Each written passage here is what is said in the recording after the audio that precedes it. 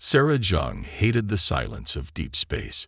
Even after 8 years of working maintenance on the Outer Rim communication relays, she never got used to that absolute emptiness.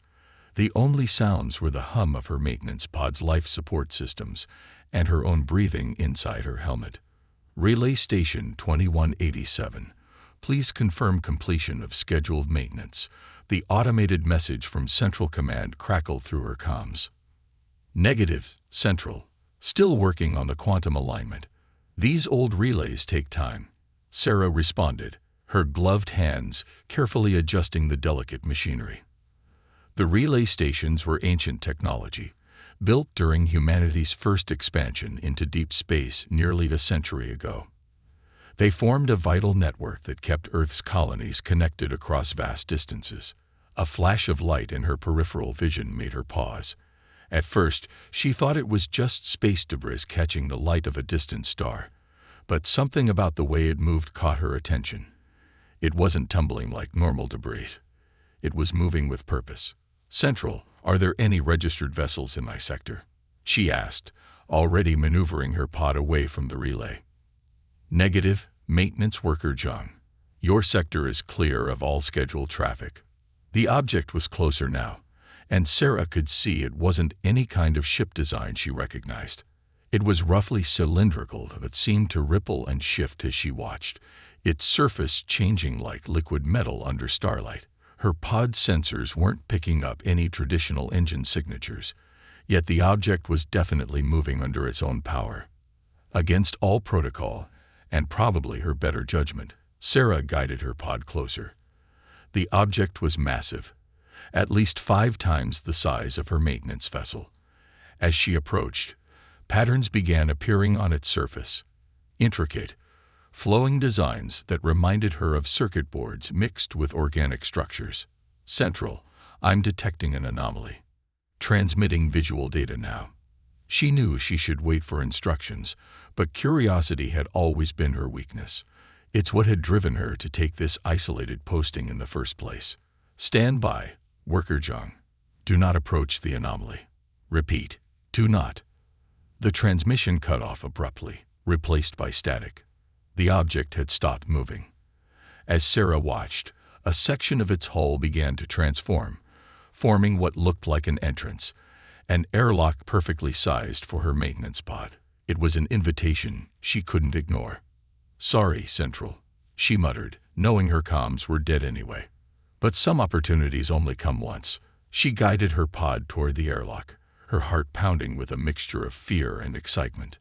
The moment her pod made contact with the mysterious vessel, everything changed. Her pod systems came alive with readings she'd never seen before. The hull of the alien ship seemed to flow around her pod, creating a perfect seal. Through her viewport, she could see the airlock cycling, but it wasn't using any gas or mechanical systems she recognized. Instead, the very material of the ship seemed to be rearranging itself at a molecular level. As the inner doors opened, Sarah got her first look inside. The interior was a maze of corridors that seemed to pulse with an inner light, like blood flowing through veins. But what caught her attention was the atmosphere reading on her pod's displays. Perfectly breathable air, at exactly Earth normal pressure and composition. This is impossible, she whispered to herself. The chances of an alien vessel having an atmosphere identical to Earth's were astronomical.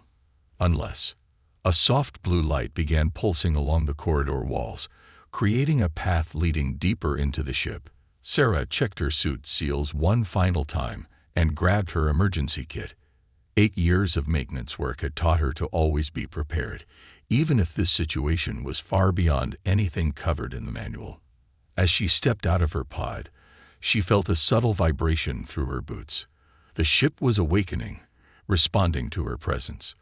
The walls themselves seemed to hum with energy, and the flowing patterns she'd seen on the exterior were even more pronounced inside, shifting and changing as she watched.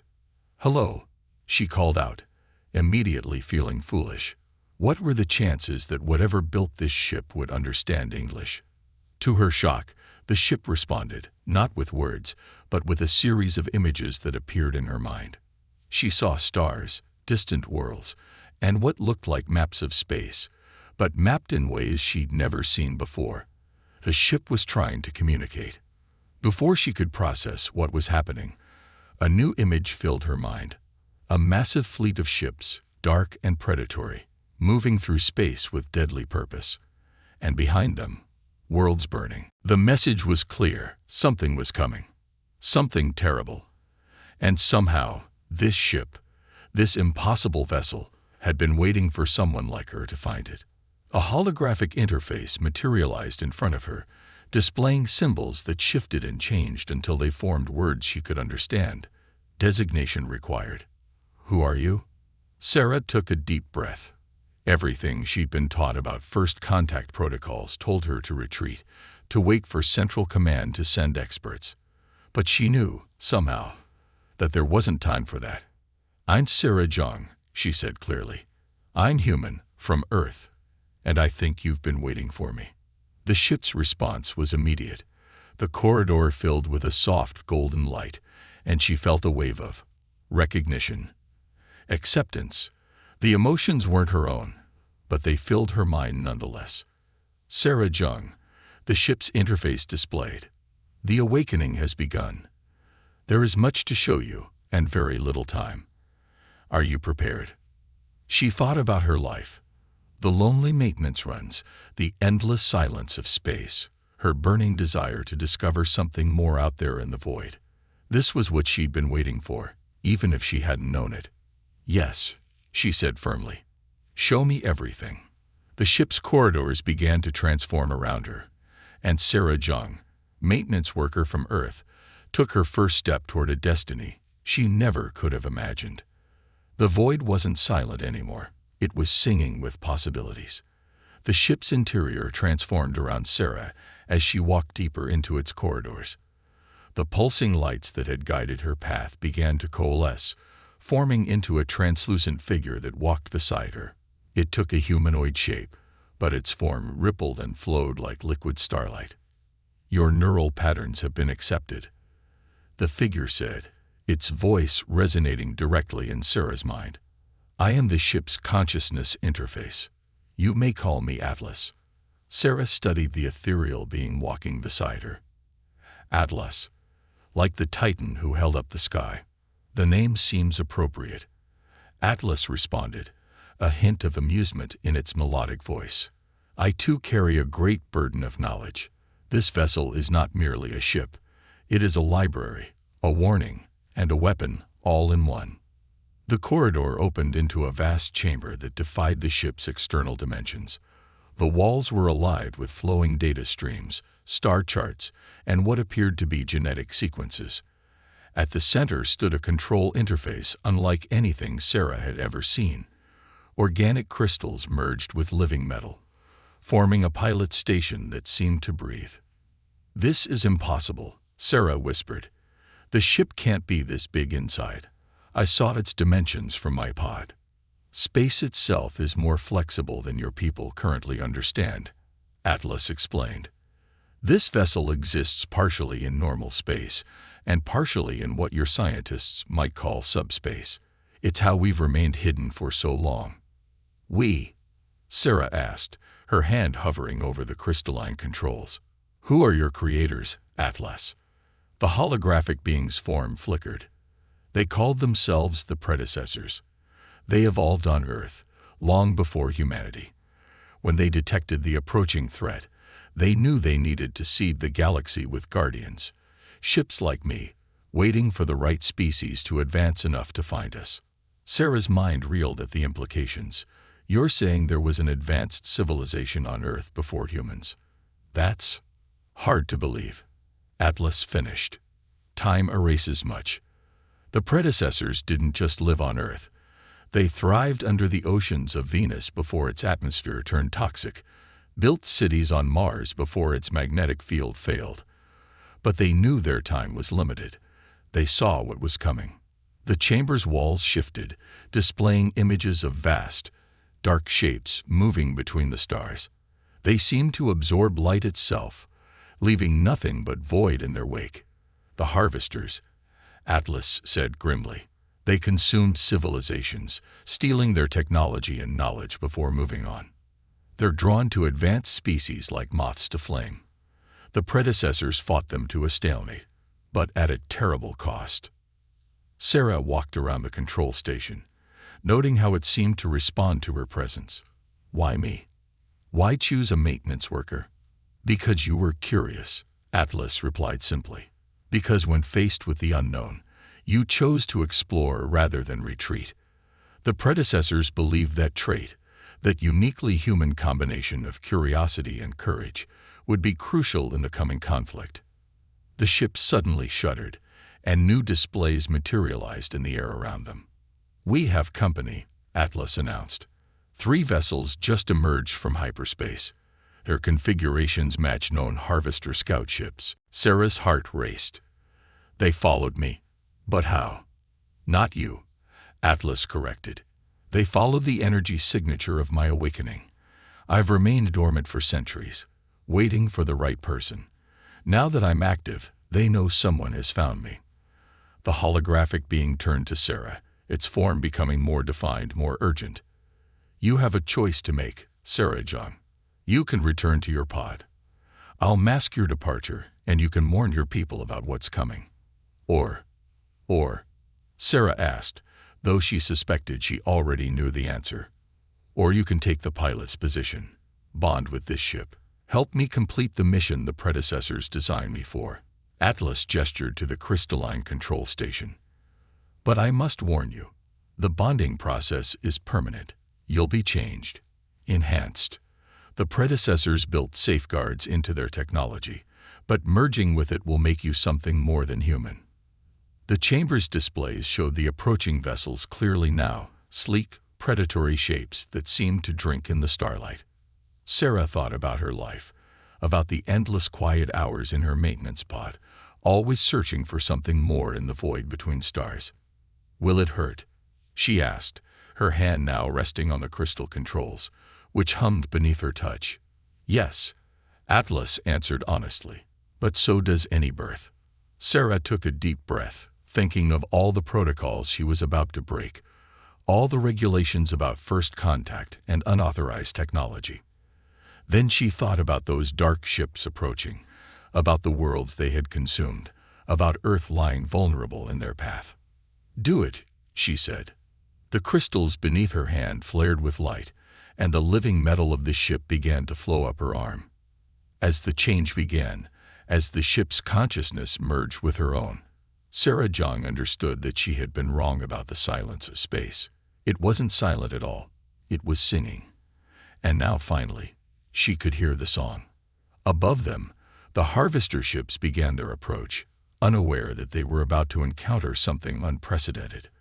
A human merged with predecessor technology, about to show them exactly why that was a dangerous combination. Pain gave way to awareness as Sarah's consciousness expanded through the ship's systems. Her body remained at the control station, but her mind reached into every corner of the vessel. She could feel the approaching harvester ships like cold spots in space, their presence an affront to the natural order. Neural integration complete, Atlas announced, its holographic form now crystal clear to Sarah's enhanced senses. How do you feel? I feel infinite, Sarah whispered. Through the ship's sensors, she could perceive spectrums of light she never knew existed, could taste the solar winds, and hear the whispers of distant stars. Her maintenance pod, still docked in the airlock, seemed impossibly primitive now. The harvesters are launching probes, Atlas reported. Standard containment protocol. They'll try to trap us in a quantum net. Sarah accessed the ship's weapon systems instinctively, knowledge flowing into her mind like water. Let them try, she said, her voice resonating with new confidence. The ship, her ship now, hummed with power. The first probe struck an invisible barrier 50 kilometers out, detonating in a flash of exotic particles. The second and third followed, creating a web of energy designed to trap any normal vessel. But they weren't dealing with a normal vessel. Show me how to dive, Sarah commanded, accessing deeper layers of the ship's capabilities. Atlas's form smiled. Access granted to dimensional shift drives. But I should warn you, the first dive is always. Reality twisted.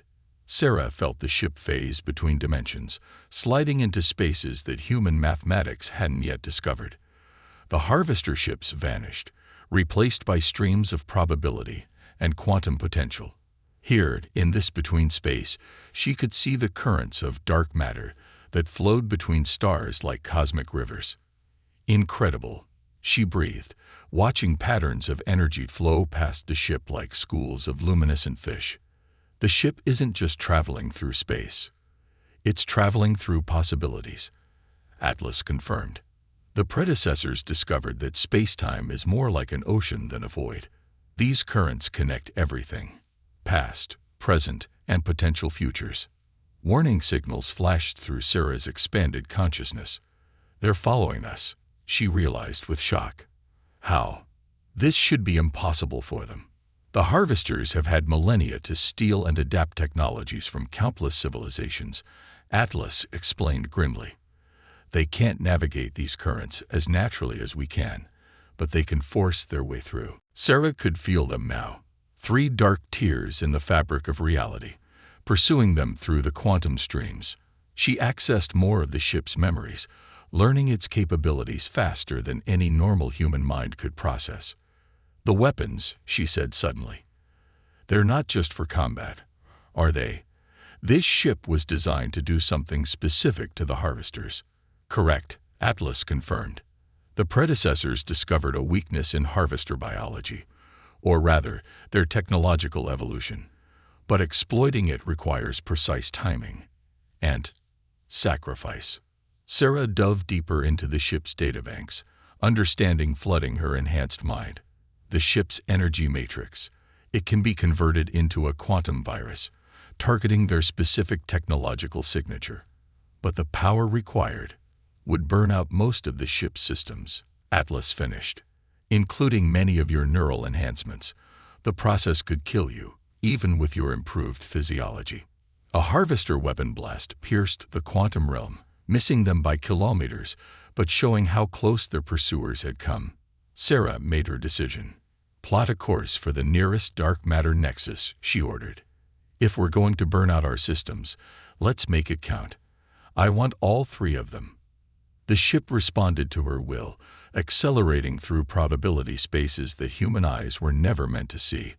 The harvester ships followed, their unnatural presence creating ripples in reality itself. Sarah, Atlas said softly, you need to understand something. Even if we succeed, even if you survive, you can never go back to your old life. The changes we've made to you are permanent, and Earth isn't ready for what you've become. Sarah thought of her quiet life as a maintenance worker, of the endless lonely hours in her pod. She thought of Earth, vulnerable and unaware of what lurked between the stars. Then she thought of the harvesters, consuming civilization after civilization, growing stronger with each conquest. I never wanted my old life anyway, she said, feeling the ship's power build around her. I wanted something more, something out here in the dark between stars. And now I found it. They approached the dark matter nexus, a point where multiple quantum currents converge. The harvester ships were right behind them, their hunter's instincts driving them into the trap. Sarah felt the ship's energy matrix begin to reconfigure, felt the power building in circuits that were partly mechanical, partly biological, and partly something else entirely. Ready the quantum virus, she commanded. Let's show them why the predecessors chose humanity as their successors. Around them, reality began to scream. The quantum virus detonated like a star being born in reverse, pulling light and matter into a singularity of destructive potential. Sarah felt it through her connection to the ship, a cascading wave of energy that targeted the specific technological signature of the harvester vessels. Their screams echoed through dimensions humans had no words for. When reality stabilized, when the quantum currents settled back into their normal flows, the harvester ships were gone. But so was most of the ship's power. They drifted in normal space, systems flickering as backup power tried to compensate for the massive energy drain. Status report, Sarah managed, her enhanced consciousness feeling fragmented, incomplete. Primary systems at 12%. Atlas responded, its holographic form barely visible. Neural interface degraded but stable. The quantum virus was more effective than we anticipated. Complete destruction of all 3 harvester vessels confirmed. Sarah tried to stand from the control station, but found her legs wouldn't respond. Why can't I move? The neural integration is reorganizing, Atlas explained. Your human nervous system is adapting to the reduced power levels. It will take time, but you will recover. In the meantime, there is something you need to see, something about why the predecessors really chose humanity. The chamber's walls flickered to life one final time, showing images that made Sarah's breath catch. She saw Earth, but not as it existed now. She saw it millions of years ago, when the predecessors walked its surface and sailed its seas. But what shocked her were the beings themselves. They look almost human, she whispered. Not almost, Atlas corrected. Exactly human. What you're seeing isn't a previous civilization, Sarah. You're seeing your future. Sarah's enhanced mind raced to process this revelation.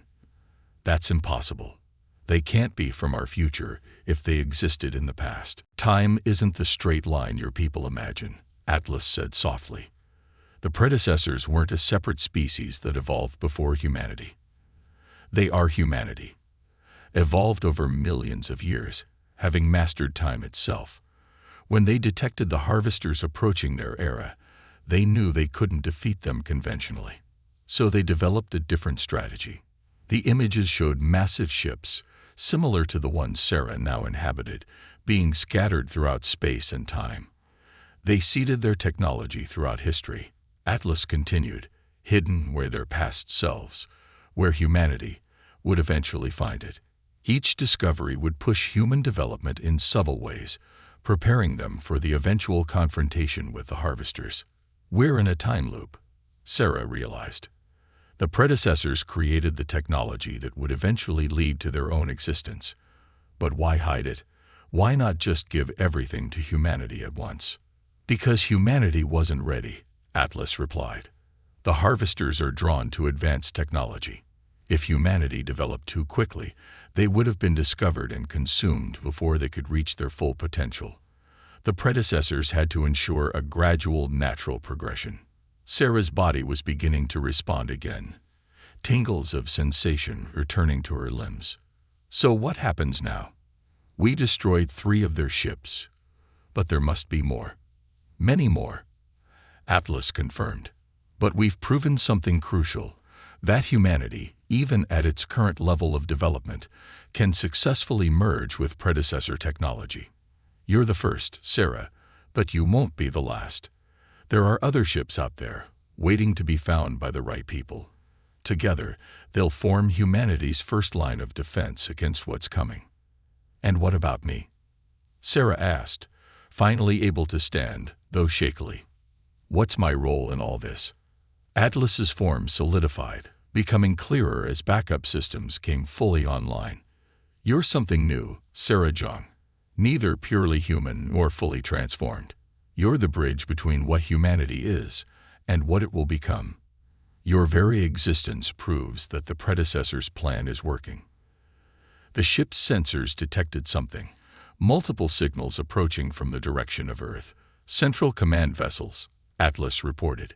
They must have detected the quantum detonation. We have maybe 10 minutes before they arrive. Sarah accessed what remained of the ship's systems, feeling them respond to her thoughts. They were damaged but not defeated. More importantly, she could feel other presences in the void, distant echoes of ships like this one, waiting to be discovered. Can we still navigate the quantum currents? She asked. At reduced speed, yes. Where do you want to go? Sarah smiled, feeling the last pieces of her old life fall away.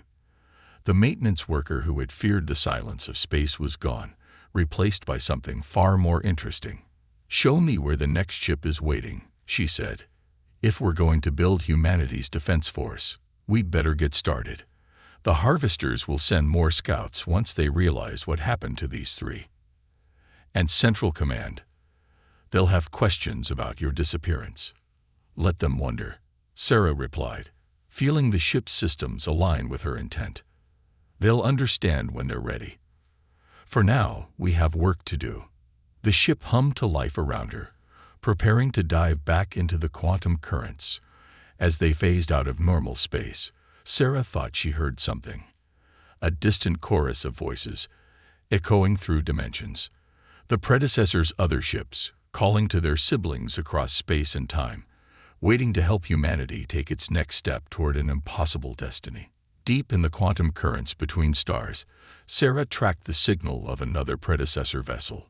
Her ship, still recovering from the battle with the harvesters, moved more slowly now, but with purpose. Through her neural link, she could feel the changes in herself stabilizing, her consciousness expanding in ways she never thought possible. Approaching coordinates, Atlas announced. The next ship is hidden in an asteroid field near the Ta-Ceti system, but we're detecting unusual activity in the area. Sarah extended her awareness through the ship's sensors, tasting the quantum fluctuations around them. Harvester signatures. No, Atlas replied. Human. It seems Central Command has expanded their search pattern. They've been methodically investigating every unusual energy reading since our disappearance. They're getting closer to understanding what they're looking for. Sarah watched the patrol patterns of the human ships through the quantum overlay. They were thorough, professional, and completely unprepared for what they might find. They're going to get themselves killed, she muttered. If they wake that ship without someone properly prepared to bond with it, the defensive protocols would activate. Atlas confirmed. The ship would self-destruct, rather than risk falling into unprepared hands. The predecessors built in safeguards after seeing how the harvesters operated. Sarah made her decision. Take us in.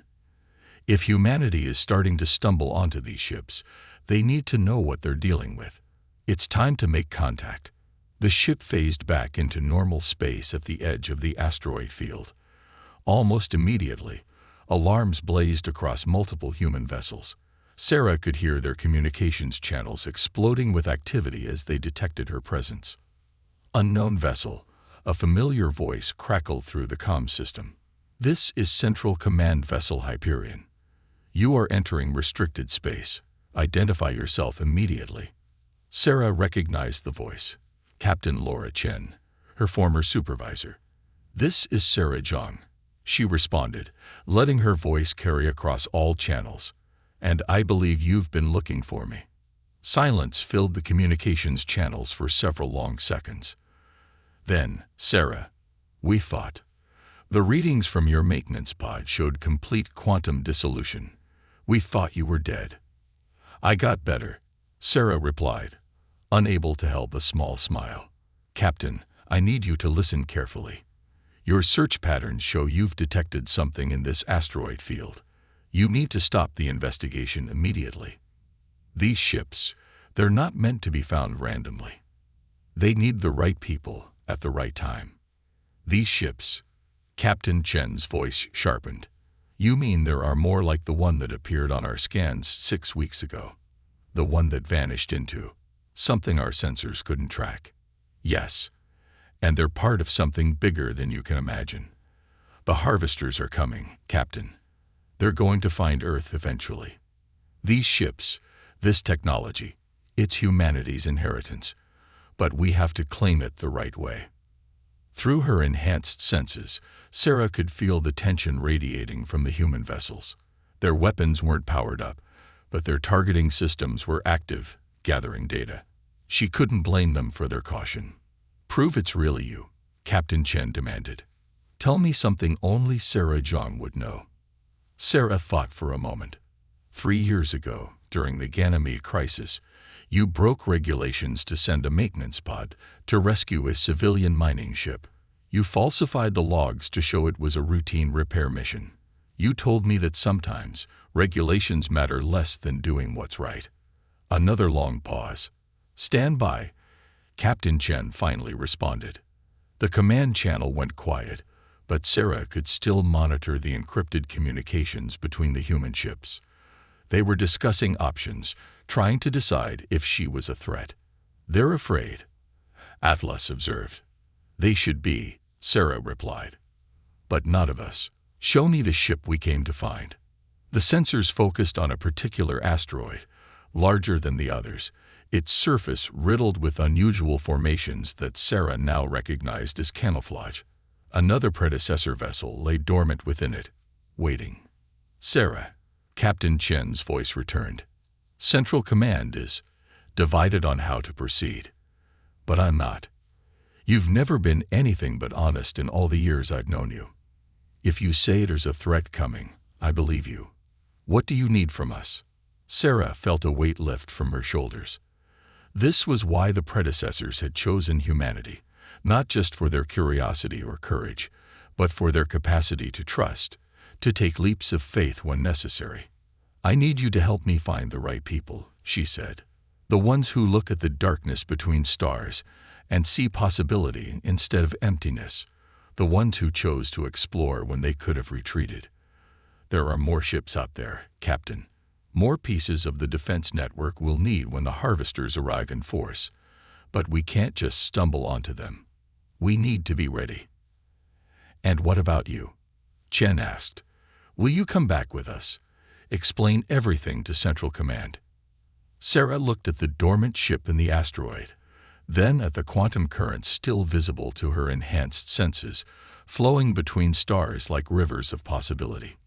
"No," she said softly. "I'm something different now. A bridge between what humanity is and what it needs to become. My place is out here, finding the other ships, preparing the way. But I'll stay in contact. Humanity needs to know what's waiting for them in the void." "The harvesters will return," Atlas reminded her. "They'll send more than scouts next time." "Let them come," Sarah replied, feeling the ship's power humming through her transformed nervous system. "We'll be ready. Humanity has always been better at adapting other people's technology than they expected. Just ask the predecessors. They're counting on it." She opened a final channel to the human ships. "Captain, I'm sending you coordinates for a rendezvous point, far from any populated systems. Meet me there in 1 month. Bring your most promising explorers, the ones who never quite fit in with normal operations. It's time to start building humanity's first line of defense." As her ship prepared to dive back into the quantum currents, Sarah felt something she hadn't experienced since finding the vessel. Peace. The silence of space that had bothered her for so many years wasn't silence at all. It was possibility, waiting to be discovered by those brave enough to listen. The void between stars called to her, and Sarah Zhang, no longer just human, not quite a predecessor, but something wonderfully in between, answered. The real journey was just beginning.